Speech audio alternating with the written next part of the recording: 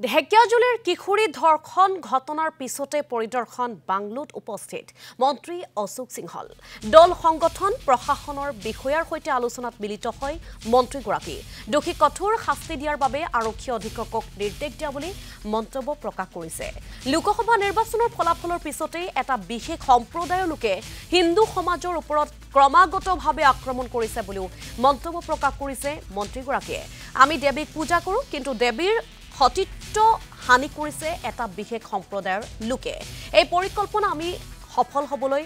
নিদিও বিজেপি চৰকাৰখন ইমান দুৰ্বল নহয় বুলি মন্তব্য প্ৰকাশ কৰিছে মন্ত্ৰী অশোক সিংহলে